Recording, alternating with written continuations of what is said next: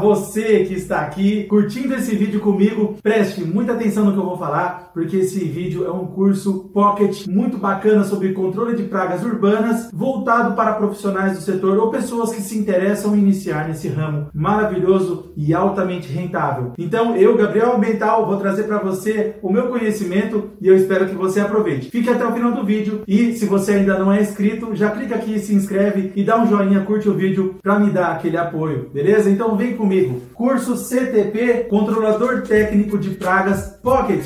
É isso mesmo. Eu fiz esse curso para você começar a se inserir o conhecimento necessário para que se torne um profissional de controle de pragas. O objetivo desse curso Pocket é trazer clareza e alguns artigos para que você se insira nesse meio e talvez aqui eu sane algumas dúvidas. Eu não vou entrar detalhadamente em como controlar cada praga urbana, nem vou falar de cada formulação particularmente. Eu tenho outros vídeos no meu canal falando especialmente sobre cada produto, cada praga, então procura algum vídeo aqui para solucionar se você está com dúvida sobre alguma praga. Agora, esse curso Pocket é uma versão geral de tudo para você ter clareza ali do que é realmente um trabalho de controle de pragas urbanas. Então vem comigo. Iniciarei falando sobre pragas urbanas, que é na verdade o objetivo do nosso trabalho, controlar as pragas urbanas. Então precisamos saber quem são pragas urbanas. Bom, para já entrar em quem são as pragas urbanas hoje, categorizadas aqui no Brasil, eu gostaria de lembrar você que lá no passado, quando o homem surgiu aqui na Terra, logo nós nos deparamos com pragas, pois disputávamos alimento e abrigo com pragas. Então o homem já começou a conviver com pragas desde a sua existência.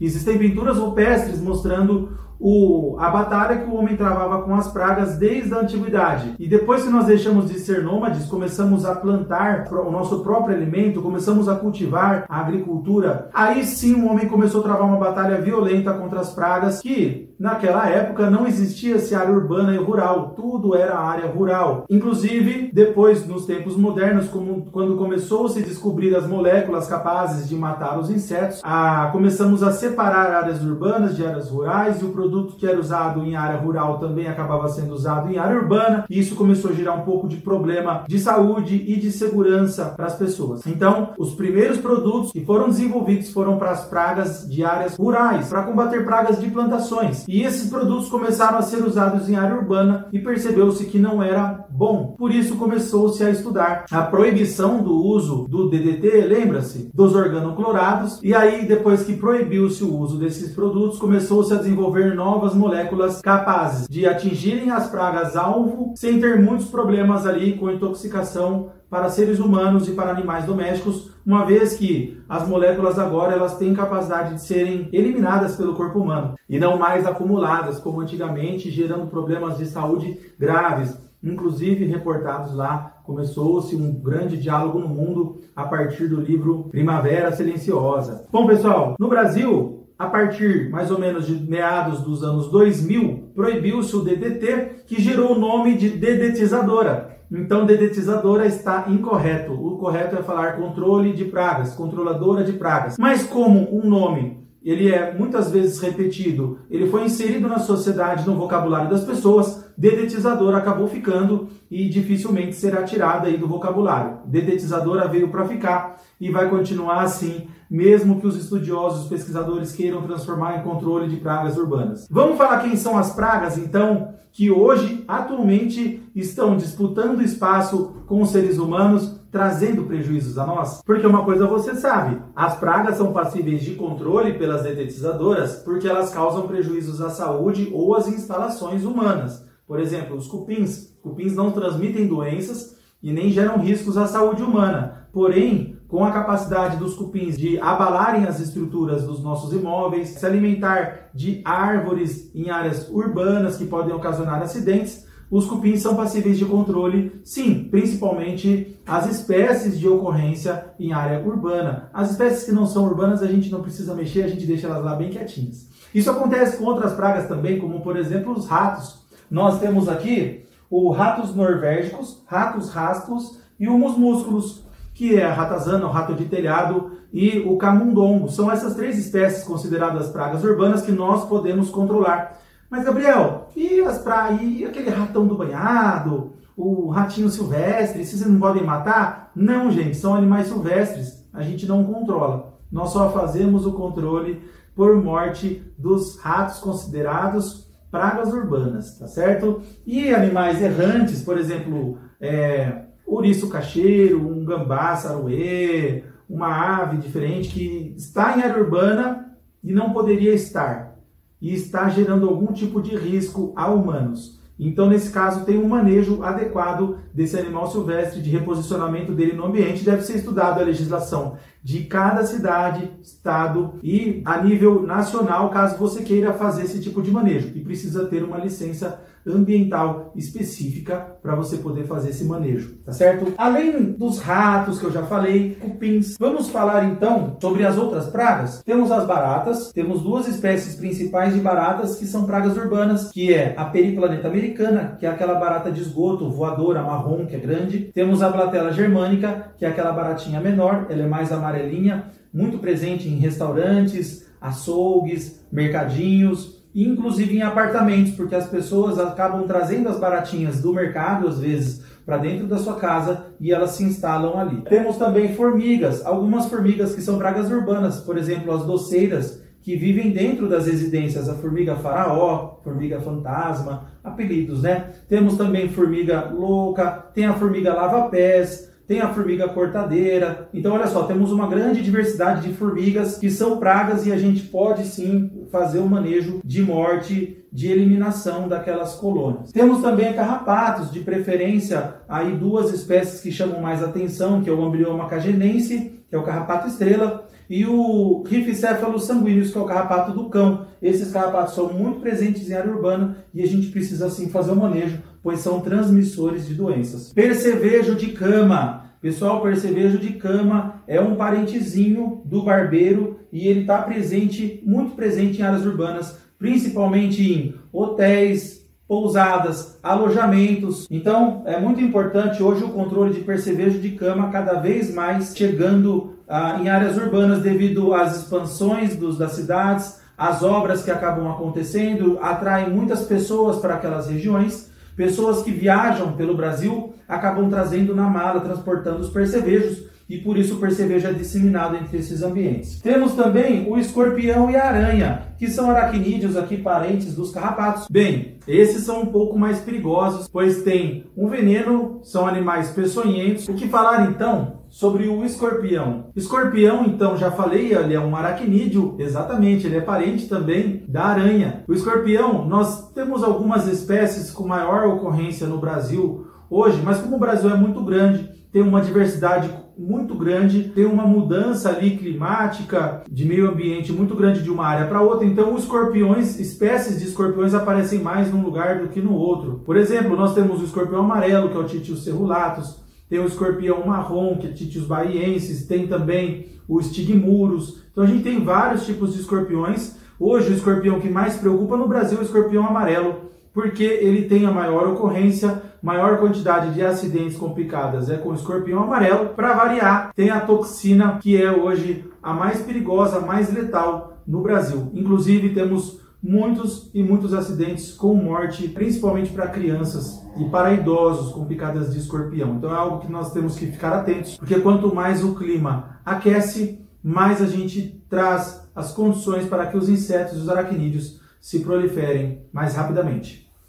Temos as aranhas, então, temos algumas aranhas perigosas no Brasil que são consideradas pragas urbanas, que nós podemos fazer o controle químico. Que, por exemplo, temos aqui a aranha armadeira, a aranha marrom. Se você conseguir tirar essa aranha sem matar, ótimo, mas nós temos a detetização para aranhas que funciona muito bem e tem uma durabilidade boa no ambiente. Aranhas jardineiras, de área externa, são mais difíceis de serem controladas, estão em ambientes com a maior quantidade de abrigos possíveis, como jardins e gramados, então a situação é mais complicada. A repulsa, porque muitas pessoas ainda desenvolveram aracnofobia, que é aquela doença do medo de ver o bicho. Pessoas não conseguem, às vezes, ver a aranha nem na televisão, quanto mais num ambiente ali fisicamente viva. Então é muito importante o controle de aranhas também. Temos os cupins. Cupim, que é o maior gerador de receita para detetizadoras, na minha opinião, na minha região.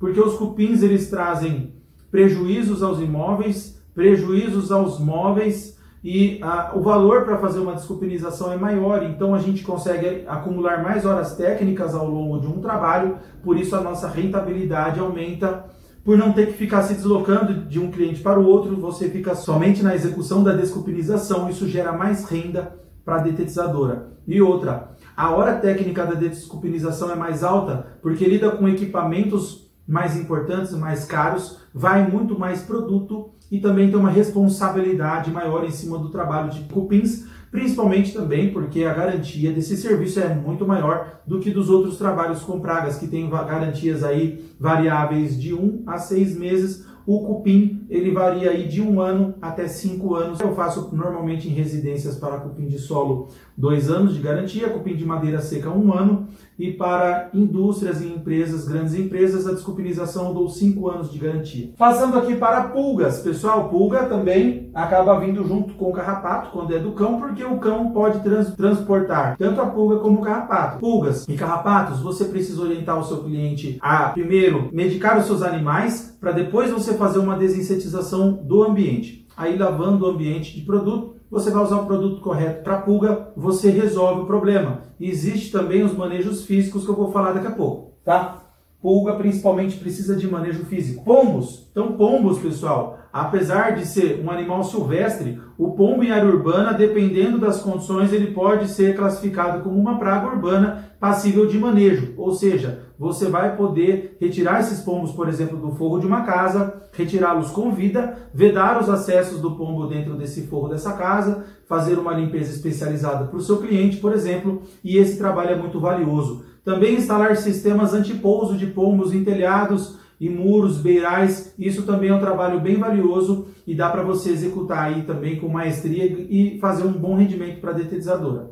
Os morcegos, o morcego já é um pouco mais complexo, porque ele é mais flexível, ele tem hábitos noturnos, o que torna um pouco difícil o manejo, porque nós trabalhamos durante o dia, então tem que ser feito um trabalho bem específico quando fala-se de morcegos. Eles precisam sair do ambiente naturalmente ou com o uso de repelentes, e aí sim, vedado esses acessos dos morcegos. Existem sistemas também inteligentes, onde o morcego só sai e não consegue mais entrar, então dá para você instalar esses sistemas também, que são bem bacanas e funcionam bem para morcegos, que também é um problema sério. Muita gente até desiste de combater os morcegos, de tão persistentes que eles podem se apresentar. Mesmo assim, os morcegos causam um infortúnio muito grande, porque na região das lajes, onde eles se abrigam em áreas urbanas, eles acabam defecando muito, fica difícil o acesso ao forro, o cheiro de guano das fezes fica muito forte e fica praticamente impossível trabalhar ou fazer qualquer tipo de manutenção em um forro que está infestado de morcegos. Fora que ele também traz uma repulsa aos seres humanos, e muitas pessoas têm medo do morcego, então não conseguem nem estar no mesmo ambiente que um morcego, por exemplo, no forro de uma casa. As abelhas e as vespas também gostam de abrigar forros de casas, por isso que também causam aí prejuízos no sentido do medo, porque as picadas de vespas podem causar alergias em seres humanos. Alguns com hipersensibilidade podem até vir a falecer. E eu que infelizmente recentemente recebi a notícia de que um companheiro engenheiro civil estava fazendo uma manutenção em um forro de uma antiga igreja e foi atacado por abelhas europeias, que são as do Brasil. A grande maioria são cruzadas com africanas, então elas são consideradas aí as africanizadas, e ele acabou vindo à morte, a óbito. Por isso é tão importante usar os EPIs, fazer uma boa inspeção antes de fazer qualquer trabalho em árvores, em forros, em lajes, ambientes confinados, porque pode ter presença de abelhas e vespas, e não é um problema que, eu tomo uma picada ou duas, não, você pode tomar centenas de picadas, e aí desencadear um processo alérgico, e a pessoa realmente vir à morte. Vespas, a gente deve controlar quando há risco para seres humanos. Está muito perto de uma habitação, está em uma habitação, está num forro de uma casa que vai precisar de manutenção, aí a gente faz o manejo. Dá para retirar sem matar? Ótimo, você tira sem matar. Não tem como? Aí a gente faz a morte daqueles marimbondos. Mas, Gabriel, e quando for abelha? A abelha, pessoal, Apis mellifera, abelha Europa ou africanizada, você não pode matar. Existe um especialista que chama-se apicultor, que ele faz o manejo dessa colmeia, independente de onde ela esteja. Você chama um apicultor ou você faz um curso profissionalizante de apicultura para você poder manejar essas abelhas. Lembre-se que você vai precisar ter os equipamentos específicos e vai precisar transportar essa colmeia para algum lugar. Então você vai ter que ter parceria aí com algum apicultor para você poder dispensar essa colmeia lá para esse apicultor dar andamento aí da sequência na criação desses animais, tá bom?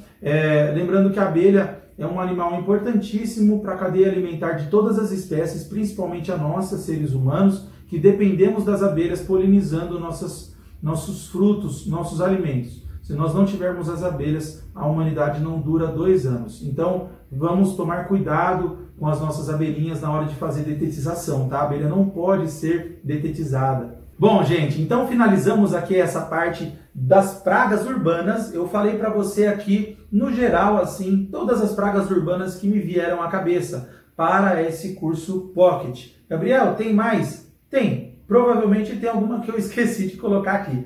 Mas essas são as mais importantes, tá? Porque o controle de pragas nem sempre é para a gente controlar, acabar com uma infestação. Muitas vezes a gente faz preventivamente. Existem muitos estabelecimentos que precisam do controle de pragas preventivo. Não pode esperar dar uma infestação para poder nos contratar. Então a gente muitas vezes vai atuar com técnicas para prevenção e não propriamente para eliminar aquela praga, tá certo? Vamos andar aqui um pouquinho para frente, pessoal, porque eu quero falar para você aqui sobre o técnico controlador de pragas. O que é que um técnico faz? Qual é a sua responsabilidade? Qual é a sua participação nesse trabalho? Ah, Gabriel, essa resposta é muito simples. Ele controla as pragas, ele vai lá, passa veneno e mata tudo. Não é assim, pessoal. Bom, primeiramente a gente vai profissionalizar esse curso e nós vamos abolir a palavra veneno. O veneno, ele é veneno? Sim, ele é veneno, mas não é legal falar veneno, tá? Quando você é um profissional, você fala um produto domissanitário, tá? Ou um desalojante, desinfestante. Existem tantas palavras para você chamar o veneno de outra forma para que não gere um sentimento ruim nas pessoas, né? Da palavra veneno. Eu acho que veneno é uma palavra que pode sim causar algum sentimento negativo nas pessoas. Pelo histórico de pessoas usarem veneno para se matar umas às outras, enfim. Eu acho legal a gente falar produtos inseticidas, praguicidas, pesticidas, raticidas, enfim, tem uma grande quantidade aí de pronomes, beleza? Então vamos lá. O técnico controlador de pragas, ele é responsável por inspecionar ambientes infestados ou não de pragas, preencher os relatórios de não conformidades ambientais, então ele vai localizar por que aquele ambiente está proporcionando a ocorrência de pragas. São ralos que não têm sistema de abre e fecha, fica frequentemente aberto, janelas que ficam abertas, portas que não têm vedação na parte baixa. Cada praga você deve se atentar a um tipo de não conformidade diferente. Por exemplo, um telhado infestado de pombos. Os pombos estão fazendo ninho dentro do forro daquela casa. A não conformidade ambiental são os acessos que aqueles pombos estão utilizando para entrar no telhado. Isso é uma não conformidade. Isso deve ser registrado e documentado. Para quê? Para você apresentar ao seu cliente. Olha, a minha avaliação profissional é de que você tem uma não conformidade, pois os pombos estão encontrando acessos, meios para entrar aqui. Aí você pode se oferecer para fazer. Olha, meu trabalho ele está em expulsar esses pombos daqui e eliminar os acessos. Ou não, muitas vezes, por exemplo, num controle de blatela germânica em um restaurante, você encontra várias não conformidades, prateleiras de madeiras, caixas de papelão empilhadas, utensílios no chão não estão apoiados em cima dos estrados que precisam ter em um restaurante, as portas estão com a guarnição desencostadas da parede, formando frestas. Isso fornece abrigo à vontade para as baratas. Não só abrigo, como a gordura gerada em um restaurante entra dentro desses buracos, desses vãos, e as baratas vão utilizar dessa gordura para se alimentar. Dificilmente você consegue limpar essas áreas. Você já viu algum lugar que um restaurante, que a pessoa limpa atrás do vão da guarnição da porta, dentro de um buraco no piso onde não tem o rejunte? Ninguém consegue limpar ali. Manualmente é impossível, humanamente é impossível. E aí a Baratinha se aproveita dessa situação. E aí você não precisa fazer isso para o seu cliente, você pode fazer o controle de pragas. O controle de pragas ele inclui essa avaliação e aí você vai documentar para o seu cliente na sua ordem de serviço todas as não conformidades. Ou numa planilha de não conformidade separada mesmo. Olha, eu encontrei aqui ralos que não tem sistema de abre e fecha, a limpeza do restaurante não está sendo feita de maneira adequada, pois havia pontos de gordura na coifa, nas paredes, no chão, os ralos não fecham, as janelas não fecham, está havendo presença de moscas porque não tem esse sistema de exaustor. Foram encontrados vãos entre os pisos, pois falta rejunte, vãos atrás da guarnição da porta, os equipamentos da cozinha não estão recebendo limpeza diária, está acumulando alimentos. Controle de pragas, ele não é um trabalho milagroso que a gente vai lá com um produto dos deuses e vai, exterminar as pragas. O nosso trabalho ele pode ser feito da melhor forma possível e não eliminar 100% das pragas. E isso é uma responsabilidade do técnico controlador. Instruir bem o cliente das não conformidades e falar, olha, enquanto essas não conformidades não forem solucionadas, os índices de controle de pragas aqui não vão chegar nunca a mais do que 90%, 95%. Sempre vai sobrar algum restício. E dependendo da situação, pode ser até mais. Olha, o controle de pragas ele vai ter 50% de eficácia apenas porque existem muitas não conformidades no ambiente e nós vamos ter que trabalhar em conjunto para poder solucionar o problema. Então veja só a importância do conhecimento técnico do controlador de pragas. Por isso que ele é um controlador técnico de pragas. Ele não é um pulverizador de veneno. Ele não é um passador de veneno. Ele é um técnico. O técnico entende da praga, entende do ambiente, ele entende do produto, do equipamento e da técnica. Somado tudo isso, ele torna-se um técnico. Beleza? Então vamos andar mais um pouquinho aqui. Agora que você já sabe qual é o trabalho e a responsabilidade do técnico controlador de pragas, que acumula muitas funções, pessoal. Você já pensou todas essas pragas, ele tem que saber trabalhar com uma infinidade muito grande de produtos, de equipamentos, de técnicas, ele ainda tem que ser motorista e tem que ficar registrando isso tudo em sistema ou em planilhas, em tabelas. Então realmente é um trabalho muito árduo. Tem que fazer organização de estoque, limpeza do veículo, limpeza do estoque. Então é uma coisa que o técnico tem que estar sempre atento. Tem que fazer lista de compra de produtos quando está acabando, tem que fazer manutenção dos equipamentos da empresa. Então é um trabalho bem complexo. Mas vamos andar porque esse curso é pocket, eu não tenho tempo aqui para falar sobre tudo, sobre cada coisa, inclusive até para equipamentos, se você procurar aqui no meu canal você acha aulas ensinando sobre equipamentos, tá? Vamos falar sobre as empresas detetizadoras agora. Então existem os técnicos não são pessoas autônomas, aleatórias que estão fazendo detetização, apesar de que existe alguns aí que estão irregulares, né? Andando para cima e para baixo fazendo a detetização e são considerados aí que são os considerados ilegais aí. Por que é ilegal, Gabriel, sair fazendo detetização? Não posso anunciar, né, na OLX que eu faço detetização e sair jogando veneno na casa das pessoas? Não, pessoal, não pode. Por vários motivos. O primeiro deles, porque o setor de controle de pragas, ele existe leis e regras que regem o nosso setor. As regras são claras. Você precisa ser uma empresa ME, EIRELI, tá? Você precisa de uma empresa dessa, você não pode ser nem MEI mais para ser detetizadora. Segundo, para você funcionar como uma detetizadora, você precisa ter licença da vigilância sanitária e licença ambiental. Normalmente, aqui no estado de São Paulo mesmo, em algumas cidades saem junto, às vezes saem separados, você tem que tirar todas as licenças. No Rio de Janeiro eu sei que já são outras. Cada estado tem uma legislação que você deve estudar para saber quais licenças você precisa para funcionar. Não é assim só sair detetizando. As empresas de controle de pragas são empresas físicas, precisa de uma sede, onde vai ter armazenamento de produtos, de equipamentos, central de atendimento, o escritório. A gente recebe a visita da vigilância sanitária na detetizadora todo ano para renovar a licença. É bem bacana. E a detetizadora, ela tem qual função? De estar à disposição no mercado para que pessoas com problemas com pragas encontrem essas empresas para atendê-las, para resolver esse problema. Então você imagina que a vigilância sanitária vai obrigar uma indústria alimentícia a detetizar com uma empresa certificada. Essa indústria vai pesquisar empresas da região para poder fazer essa detetização para ela. Então veja só. É muito importante que a detetizadora faça um trabalho de infraestrutura, de treinamento aos colaboradores, de aquisição de equipamentos de qualidade, atendimento de qualidade, tem que ter uma boa comunicação visual, existe uma série de normas e regras que a gente tem que seguir com relação à publicidade. Então, é bem complexo o trabalho de uma empresa detetizadora. Não é tão simples, mas é altamente rentável. Produtos e técnicas. Bom, pessoal, existem vários vídeos meus falando sobre os produtos. Produto para controle de pragas, ele nem sempre é um produto, pessoal, que vai levar uma morte instantânea, que você vai pulverizar e matar. Existe a morte instantânea que a gente chama de knockdown. Depende do objetivo daquele produto, pode ser que ele leve a praga a um knockdown, morte rápida. Agora, tem os produtos de efeito residual, que são aqueles que vão ficar muito tempo durando ali no ambiente.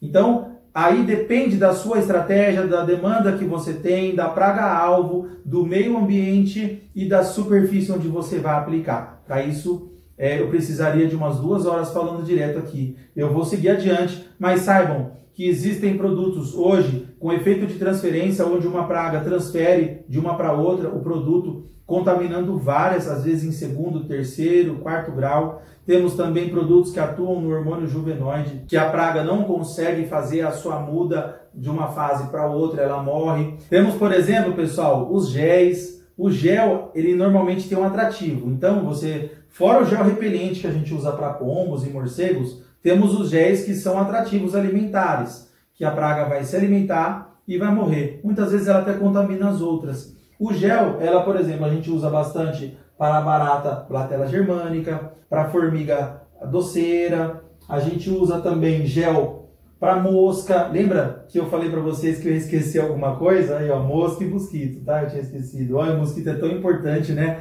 Temos problemas com dengue, com febre amarela, enfim. Isca, gel para mosca. Eu ouvi dizer até em gel atrativo para rato, tá? Para você colocar o gelzinho lá que o rato vem comer e ele morre, tá? Eu nunca usei, eu não uso, nunca usei, mas eu já ouvi falar. E aí tem os produtos líquidos, né, pessoal? Produto que você vai diluir no pulverizador ou no equipamento que você vai utilizar, pode ser um atomizador, termonebulizador, enfim. Você vai diluir na água, né? Ou se for para cupim, em alguns casos a gente usa isoparafina, óleo mineral ou algum solvente. Existe também os produtos em pó. Produto em pó, ele tem algumas variáveis. Ele pode ser um pó molhável, que você dilui ele na água primeiro, depois pulveriza, ou pode ser um pó seco, que você vai polvilhar seco mesmo no ambiente, com a polvilhadeira. Então é um equipamento que a gente vai bombear o pó vai sair com ar com força e ele pode, por ser muito fino, percorrer galerias, tubulações, caixas de gordura, caixas de esgoto, caixas de inspeção, encanamentos, formigueiros, enfim. Polvilhadeira é muito boa, serve para uma grande quantidade de pragas e de técnicas que dá para você associar com o polvilhamento de pó. Pessoal, produto para controle de pragas, é só isso, Gabriel? Não, existe um monte. Isca granulada para cortadeira, temos os raticidas, que tem uma grande variedade de tipos, isca fresca, tem bloco parafinado, bloco extrusado, tem o pó de contato também para rato, que ele pisa no pó, depois ele acaba se lambendo para se limpar e morre. Então, assim, tem muito tipo de produto. Importante você saber qual é a praga, qual é o tipo de ambiente, a segurança que aquele ambiente vai te trazer, e aí você escolhe o melhor produto. Tem até um videozinho que eu postei um tempo atrás sobre escolher o melhor produto para detetizar. Eu recomendo muito que você assista. Falando sobre mosca e mosquito, mosca e mosquito. Pessoal, as moscas, principalmente pela transmissão de doenças, né, que ela transporta ali, principalmente nas suas patas. Você imagina que uma mosca adora fezes de animais. Então a mosca pousa nas fezes do animal, depois ela voa para dentro do restaurante e pousa em cima do seu prato de comida. E você come. Isso pode causar a transmissão ali cruzada de alguma patogenia. Por isso é importante o controle de moscas. E também, pessoal, porque a mosca pode transmitir até vermes. Tem as moscas que causam doenças em animais, como por exemplo a miíase, que é a bicheira. Tem a mosca do Berne, que causa prejuízo aos animais, principalmente de grande porte, cavalos e bois. Então moscas, elas também são pragas urbanas. E tem também os mosquitos, que aí eu nem preciso falar sobre os mosquitos, né, pessoal? A gente tem aí principalmente o Aedes aegypti causando um grande problema de saúde pública no Brasil. É controlável e incontrolável ao mesmo tempo. A gente tem a dengue, a febre chikungunya, tem o zika vírus, aí tivemos problemas aí de microencefalia. Então, assim, pessoal, o problema com mosquitos é muito grave no Brasil. Fora a irritação e incômodo que esse insetinho causa na gente, né? Pessoal, dos equipamentos eu já falei para você, mas eu vou repetir que nós temos o pulverizador, ele tem vários formatos e modelos, tá? Tem pulverizador que você põe nas costas, né? A gente chama de costal, de alavanca, onde você bombeia com uma alavanca para gerar pressão e a outra mão você vai pulverizar. E existe o elétrico, não tem alavanca, ele é a bateria, então você vai só com a mão pulverizando. E existe também, pessoal, pulverizador de cilindro, que ele é um pouco menor, ele não vai nas costas, mas ele vai na lateral do seu corpo, e aí você vai bombear, ele consegue, se ele for de inox, ele consegue acumular bastante pressão, você não precisa bombear tanto, você bombeia menos, e ele acumula bastante pressão para você fazer uma detetização. Muito bom, porque ele ocupa menos espaço, dá para você entrar em apartamentos, em espaços mais apertados, sem sofrer tanto. Tem também o pulverizador de compressão prévia, que são aqueles menorzinhos. Normalmente a gente chama de branquinho, tem até uma marca branco, mas agora tem da Guarani também, tem de outras marcas aí, Bruden, enfim. Pulverizador de compressão prévia também é ótimo para trabalhos pequenos, então você vai bombear bastante, acumular bastante pressão no cilindro dele, depois você só vem pulverizando. Para pulverizações localizadas ele é ótimo, hoje em dia tem a aplicação Spot, você vai aplicar um produto atrativo que o inseto vem se alimentar, então você põe só em áreas específicas essa pulverização, essa técnica Spot é bem legal. E tem também as polvilhadeiras. Polvilhadeiras, ela tem aquela que você apoia com o pé e bombeia com a mão. Essa é aquela maior, né? Tem de 1 kg, 2 kg de pó. E tem as menores também. Então tem vários tamanhos para você poder usar de polvilhadeira. Tem até bem pequenininha assim, para você fazer espaços pequenininhos, às vezes pontual uma tomada na parede, algum lugar que você acha que pode ter ali a praga, ou para prevenir, você utiliza uma polvilhadeira bem menorzinha, tá bom? Temos os aplicadores de gel. O gel, ele vem pronto para você aplicar, com uma seringa, com um êmbolo, tudo. Você só encaixa e aplica. Mas para ficar mais profissional, conseguir uma porção mais exata daquilo que você quer, porque ele tem a capacidade de dosar bem a aplicação desse gel, você pode usar um aplicador de gel. É uma ferramenta bem bacana, bem prática, bem portátil e leve para você aplicar o seu gel de maneira mais profissional. Aí temos os atomizadores, que pode ser motorizado ou elétrico, tá? Motor a gasolina, 2 tempos, ou elétrico. Atomizador, o que ele faz, Gabriel? Ele vai pulverizar, só que com partículas menores. Ele transforma a partícula, aquela gotícula, em um tamanho menor para alcançar mais espaços mais difíceis, espalhar mais o produto pelo ar e pelo ambiente. Fora que ele joga o produto mais alto, então ele atinge uma altura maior. Você vai fazer uma árvore com mosquitos, por exemplo, você vai usar um atomizador que alcança 6, 8 metros de altura, você vai conseguir fazer bem aquela área. Pelas partículas serem menores, elas acabam aderindo mais nos mosquitos, você consegue controlar melhor esse tipo de inseto voador. Agora tem também o termonebulizador, tem os nebulizadores a frio e tem o termonebulizador que faz aquele fumacê, né? Aquela fumaça que a gente vê, aquela fumaceira. Aquilo é feito por um termonebulizador, onde tem um produto misturado ao óleo mineral ou ao diluente que usa-se para aquele produto, né? Geralmente a recomendação específica, e aí ele faz aquela fumaça que vai impregnar. Usa muito para matar insetos voadores. A atomização já está substituindo a nebulização, mas ainda se vê muito por aí utilizando esse equipamento. Vamos falar um pouco de outro equipamento que é essencial para controle de pragas, que são os EPIs. Você não pode detetizar sem EPI, viu? De jeito nenhum. A não ser que a sua visita de controle de pragas seja apenas de fiscalização ou de acompanhamento. Se o acompanhamento for sem o uso de produto químico, você pode ficar sem os EPIs. Mas o básico que você deve ter sempre consigo é a bota impermeável com um bico de acrílico, não use bico de ferro, porque a gente sobe muito em fogos, pode ter problema com choques elétricos. Mas de bico de acrílico você pode sempre andar com esse EPI, nunca é demais, tá? Mas se você for usar produtos químicos, saiba qual é o EPI que você tem que utilizar para aquele procedimento. Você não precisa fazer uma aplicação de gel e vestir um macacão impermeável. Da mesma forma, você não vai fazer uma termonebulização sem estar com um macacão impermeável. Então saiba escolher. No rótulo do produto não é fiel, às vezes o rótulo do produto esquece algum EPI, e eu sei que esquece, que eu tenho alguns produtos aí que eu já estudei, que não está recomendando o uso de máscara e precisa usar máscara sim. Então vamos lá, você tem as máscaras, a máscara tem uma classificação, por exemplo, VOGA, vapores orgânicos e gases ácidos, então aquela máscara vai ser efetiva para purificar o ar contra os vapores orgânicos e gases ácidos. Mas tem máscara também para pó, para aerossol, enfim. Você vai precisar escolher filtros e máscaras compatíveis com o produto que você vai utilizar. Outra coisa, luvas. Toda vez que você for utilizar um produto químico, você deve utilizar as luvas. Tá? Eu recomendo uma luva amarelinha de limpeza, que ela é um pouquinho mais grossa, você não perde o tato e consegue trabalhar normalmente. Tem gente que usa umas mais fininhas, pode usar também.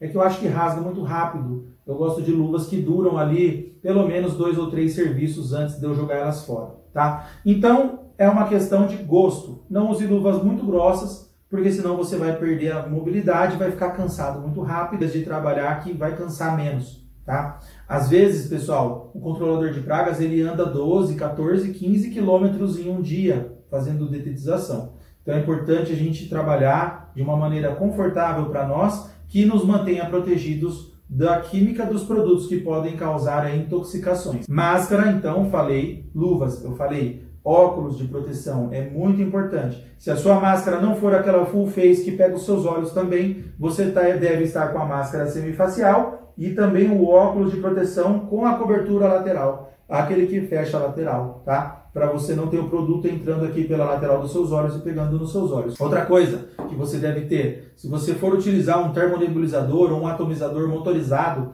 ele vai fazer ruído, barulhos, então você precisa colocar o seu protetor auricular, tá bom? Tem aquele de fone, que é mais confortável, mas tem também aquele de que você só coloca aqui e tranquilo, bem discreto, bem fácil de você transportar, pode carregar no bolso mesmo dentro da caixinha, muito legal. Tem também o macacão impermeável, como eu falei no começo, mas o macacão impermeável, ele é mais para uma aplicação que você vai fazer grande em área externa, uma grande pulverização, ou se está ventando muito, o produto pode voar em você, então aí é bom você vestir um macacão impermeável, tá bom? Para atomizações, nebulizações, termonebulizações, usar sempre o macacão. Se você for mexer com abelhas ou com vespas, você tem que usar o macacão de apicultor, que é específico para evitar ali as ferroadas. E pessoal, o técnico em controle de pragas, ele tem a obrigação de manter sempre o seu veículo e o seu uniforme em ótimo estado para ele poder abordar o seu cliente com qualidade, explicar para o seu cliente na visita de controle de pragas o procedimento que será realizado, que está descrito na ordem de serviço, que ele vai executar todos aqueles trabalhos e ele vai preencher todo aquele documento. O cliente assina a ordem de serviço depois que ele finalizar e aí ele se despede do seu cliente com muita educação, porque é uma obrigação dos técnicos em controle de pragas serem educados, porque eles lidam com clientes, com pessoas. Então é muito importante treinamento, profissionalismo, capacitação frequentemente. Por isso que as detetizadoras têm os RTs, que são os responsáveis técnicos. Aquele profissional que geralmente é um biólogo ou um químico, engenheiro agrônomo, veterinário, técnico em meio ambiente, enfim. Tem várias profissões que a pessoa pode ser um responsável técnico de uma empresa detetizadora, tá? Eu não falei todos aqui, tem mais profissões. Depende muito também de cada estado, é bom você estudar a legislação estadual, que vai ser aceito para você o responsável técnico. O responsável técnico pode dar o treinamento, deve dar o treinamento para os colaboradores. Porém, muitas empresas terceirizam o serviço de treinamento e capacitação por uma necessidade de conhecimento extra. A gente nunca consegue aprender muito usando só o arroz com feijão básico que a gente vê no dia a dia. Por isso que existem as associações pelo Brasil afora que oferecem os cursos de controle de pragas e são excelentes. E tem eu também, Gabriel Ambiental, que tem um Instituto Educacional para a formação de controladores de pragas e empresários no controle de pragas, para se aprimorar cada vez mais, se atualizar e sair com um certificado de qualidade de formação de técnicos válido no Brasil inteiro. Você pode apresentar o nosso certificado que ele é validado. Então, pessoal, esse foi o nosso mini curso Pocket CTP, mostrando para você como que é a vida do controlador de pragas, o que nós fazemos e abrindo seus olhos aí para esse mercado gigantesco que nós temos no Brasil. É um mercado bilionário, escondido, poucas pessoas sabem que existe e nós que estamos no ramo desfrutamos maravilhosamente de um serviço que ainda é muito valorizado, que ainda tem muita demanda e é uma demanda contínua e frequente e vai durar para sempre. Porque eu costumo dizer que os seres humanos deixarão de existir, mas as pragas não. Então, se você se interessou, vem comigo, se inscreve aqui no canal, lá embaixo, ó, não vai embora não, lá embaixo tem um link para você se inscrever, caso você queira receber novidades sobre o meu instituto, basta você inscrever o seu e-mail ali e eu tenho certeza que eu vou esclarecer muita coisa aí para você ainda, tá bom? Um abraço para você, meu amigo, que ficou até o final do vídeo. Tchau, tchau!